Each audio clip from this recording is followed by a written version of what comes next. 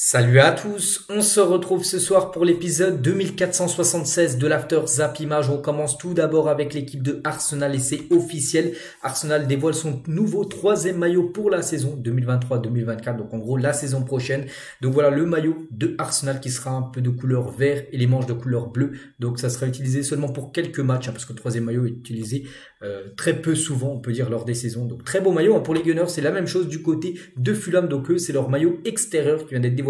Donc le maillot domicile, un maillot tout blanc pour l'équipe de Fulham qui a réussi à se maintenir la saison prochaine en première ligue. Et le maillot extérieur sera ce maillot-là, ce maillot de couleur rose. On va parler cette fois-ci de la une du journal L'équipe aujourd'hui. Donc j'en ai pas parlé à midi sur ma chaîne principale. Je vous la montre aujourd'hui. Donc ça parle bien sûr du Paris Saint-Germain et Paris Bleu Horizon où ça parle d'Ousmane Dembélé et Kolo Muani, deux joueurs que le Paris Saint-Germain pourrait tout simplement recruter. Et pour commencer avec l'un des deux, tout d'abord, Ousmane Dembélé et Xavi est très déçu par Ousmane Dembélé parce que Xavi c'est le coach du Barça et Xavi souhaitait conserver bien sûr Dembélé, même si pour l'instant c'est pas encore officiel son départ du côté du PSG, ça devrait se faire. Donc la semaine dernière, le joueur lui disait encore que son plus grand rêve était de gagner la Ligue des Champions avec le Barça. Xavi a utilisé l'exemple de Neymar qui a forcé son départ pour le PSG avant qu'il n'essaye constamment de revenir pour convaincre Dembélé de rester en vain. Même si ça n'a pas été fait, même si le PSG n'a pas levé sa clause libératoire de 50 millions d'euros qui était active jusqu'à hier minuit, il devrait bien rejoindre l'équipe du PSG et Xavi essaye, mais vraiment il a tout tenté pour essayer de convaincre Dembélé de rester du côté du Barça. C'est pas possible, Dembélé, il a fait son choix, il va rejoindre l'équipe du PSG. Concernant le montant, on parle peut-être d'un transfert aux alentours des 80 millions d'euros, peut-être avec les bonus, parce que le PSG a continué de discuter avec le Barça pour Ousmane Dembélé. La clause maintenant libératoire du joueur est passée à 100 millions d'euros, vu qu'elle n'a pas été activée hier. Mais Paris n'a pas l'intention de recruter le joueur à ce prix pour le PSG, c'est trop cher, bien sûr, 100 millions d'euros. Et je pense pas qu'il coûte aussi cher. Ousmane Dembélé, après, bien sûr, il va falloir que les deux clubs se mettent d'accord, mais ça pourrait être un transfert, comme j'ai dit, 70, 75, peut-être 80 millions d'euros le transfert d'Ousmane Dembélé du côté du PSG. Toujours du côté du PSG, on va parler aussi de Kylian Mbappé.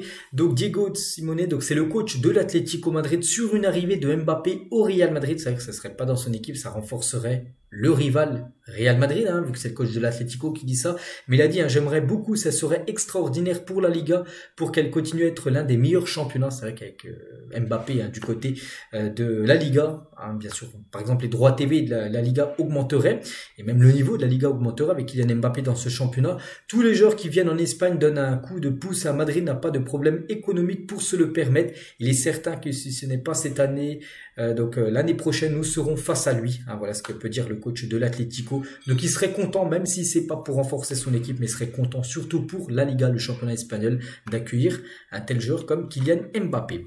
Et toujours avec Mbappé, donc Mbappé prêt pour l'entraînement avec les indésirables du PSG pendant que le PSG va jouer contre l'Inter Milan. Le match a eu lieu, c'était à midi, on en reparlera demain du résultat, mais c'est qu'Mbappé, lui, il est du côté de Poissy, parce qu'on peut voir une story Instagram qu'il a pu mettre. Donc voilà, lui s'entraîne toujours avec les indésirables. Et pour l'instant, s'il venait à rester du côté de Paris, il serait en tribune, d'après ce qui se dit actuellement du côté de Paris. On continue, on va parler de l'Olympique de Marseille qui est entré dans la course pour signer Charles de Ketelaere. Donc c'est un joueur belge de l'AC Milan qui a floppé. Il avait été acheté comme 35 millions d'euros l'été dernier de Bruges à Milan et il a joué, mais bon, il n'a pas été bon, il faut le dire. Donc Aston Villa et le PSV suivent le dossier. L'AC Milan aimerait récupérer 28 millions d'euros. Donc de toute façon, ils savent qu'ils seront en perte, mais ils essaient de limiter la casse. Ils mettent ce prix à 28 millions d'euros pour le joueur. Charles de Ketelaere, il y a l'Olympique de Marseille, comme j'ai dit, les gars, qui est intéressé par le joueur. Concernant Harry Kane, le Bayern Munich est prêt à payer jusqu'à 100 millions d'euros pour s'offrir Harry Kane. Tottenham en veut comme 117 millions d'euros. N'oubliez pas qu'il lui reste plus qu'un an de contrat du côté de Londres. Donc l'écart s'est donc réduit à seulement 17 millions d'euros entre les deux parties. Les Spurs voudront également inclure une clause de rachat potentielle dans le futur. C'est-à-dire d'ici, je ne sais pas, 2 ans, ils veulent le faire revenir. Ils pourront l'acheter moins cher, s'ils mettent une clause de rachat. Donc voilà, le Bayern pourrait faire une offre historique de plus de 100 millions d'euros pour s'offrir l'attaquant anglais, qui est une priorité pour Thomas Tuchel. Galatasaray veut s'offrir Tanguy Ndombele, avec qui le club turc aurait même déjà un accord de principe. Tottenham a reçu une offre de 8 millions d'euros sur la table pour son international français, prêté la saison dernière du côté de Naples. Offre refusée qui pourrait être revue à la hausse pour atteindre la barre des 10 millions d'euros. Donc voilà, vous avez toutes les infos concernant cette info concernant Ndombele qui pourrait peut-être filer du côté du Galatasaray si un accord est trouvé. On va parler d'un transfert officiel. Il s'appelle Ronaël Pierre Gabriel quitte Mayence et signe du côté de Nantes. Je vous cache pas, je connais pas le joueur et il débarque du côté de la Liga pour la saison prochaine. Des nouvelles aussi d'Edinson Cavani, l'ancien joueur du PSG, même ancien joueur de Valence. Il était en fin de contrat au 30 juin dernier, il y a plus d'un mois, et il n'avait pas de nouveau contrat, pas de nouveau club. Il a signé un nouveau contrat et cette fois-ci du côté de Boca Juniors, et dans la nuit dernière il a été présenté du côté de la Bombonera, vous savez ce stade mythique du côté de l'Argentine. Donc voilà, magnifique présentation avec plein de feux d'artifice, tout ça pour la présentation de El Matador. Officiel, Ludovic Giuli est le nouveau consultant de Free Ligue 1, une émission sur Amazon Prime qui diffuse bien sûr la Ligue 1, et du coup voilà, Giuli a été recruté pour animer une émission. L'effectif de la Côte d'Ivoire à quelques mois de la CAN 2024, n'oubliez pas que la CAN 2024 ça commence mi-janvier jusqu'à mi-février. Donc voilà, on va regarder l'équipe et sans oublier qu'il y a encore de la réserve avec des joueurs comme Bamba, Karim Konaté, Datro Fofana, Kwame ou même Benny Traoré. Voilà, pas mal de joueurs, mais vraiment l'équipe type est pas mal. N'oubliez pas que c'est le pays organisateur à la Côte d'Ivoire, donc ils vont vouloir bien sûr bien figurer, surtout pourquoi pas remporter cette compétition. Donc on peut voir Sangaré au milieu de terrain, on peut voir Zaha, bien sûr, Zaha, nouveau joueur du Galatasaray, Diallo Traoré en numéro 10, ou même Sébastien Haller, l'attaquant vedette de l'équipe, vraiment très très belle équipe pour cette équipe ivoirienne.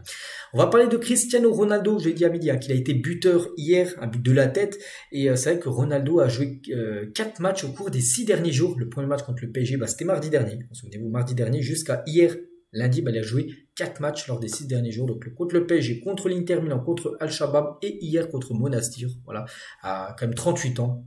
Donc voilà, une petite info concernant le capitaine de l'équipe de Al Nasser. Neymar par rapport au joueur parfait, il a dit tout d'abord le physique de Cristiano Ronaldo et l'élasticité d'Ibrahimovic, le jeu de tête de Sergio Ramos, la vitesse de Mbappé, le pied gauche de Messi, mon pied droit à moi, le sens du placement de Lewandowski et le tac de Kanté et la créativité dans l'entrejeu de Verratti. Tout ça cumulé, c'est le joueur parfait. C'est vrai que ce sera un joueur magnifique. Donc voilà ce que peut dire Neymar par rapport à son joueur parfait. Et on finit les gars cet épisode avec quelques questions. Tout d'abord, à leur prime, lequel était le plus fort entre ces deux grands buteurs africains, Drogba et Samuel Eto'o? Donc il faut faire un choix. Je vais donner mon choix. Peut-être vous n'êtes pas du même avis que moi. Je partirai sur Eto'o. Voilà, il faut en choisir entre les deux. Bon après c'est pas pour dénigrer Drogba, mais ouais, il faut faire un choix. Je partirai sur Eto'o. Classer ses gardiens du plus fort au moins fort à leur prime, entre Courtois, entre Alisson Becker et Manuel Neuer. Je partirai sur le plus fort à son prime, Manuel Neuer, le gardien allemand. Ensuite Courtois deuxième et Alisson Becker troisième. Tiens, ce classement-là, ce serait pour moi mon classement définitif. Concernant les meilleures charnières de défenseurs centrales au monde, avec ces 4-là, pour vous, laquelle est la meilleure? Bon, je sais pas, peut-être, je partirais peut-être sur celle de Manchester City. City a été impressionnant saison dernière. Donc, Akanji et Ruben Diaz, je partirais sur ces deux-là. Et on finit, les gars, l'épisode du jour avec que préférez-vous? Donc, soit la pilule bleue, gagner une Coupe du Monde, mais vous gagnerez jamais la Ligue des Champions, ou soit la pilule rouge, vous gagnez jamais la Coupe du Monde, mais vous gagnez quand même 5 Ligues des Champions dans votre carrière. Ça me fait penser un petit peu à Cristiano Ronaldo, voilà, qui n'a pas gagné la Coupe du Monde, mais qui a gagné 5 Ligues des Champions. Quelle pilule vous préférez? Voilà, on peut dire Ronaldo ou Mbappé, par rapport au carrière, parce que Ronaldo des 5 Ligues des Champions, mais n'a pas la Coupe du Monde, et Mbappé, lui, a la Coupe du Monde, mais pas de Ligue des Champions. Donc moi je partirais comme sur quoi, sur le bleu quand même, gagner une Coupe du Monde avec son pays. Je pense que c'est encore plus fort que gagner 5 Ligues des Champions. Donc voilà ce qu'il y a à dire aujourd'hui. J'espère que ça vous a plu. On se retrouve demain pour le prochain After Zap Image. Bonne journée à vous et à demain.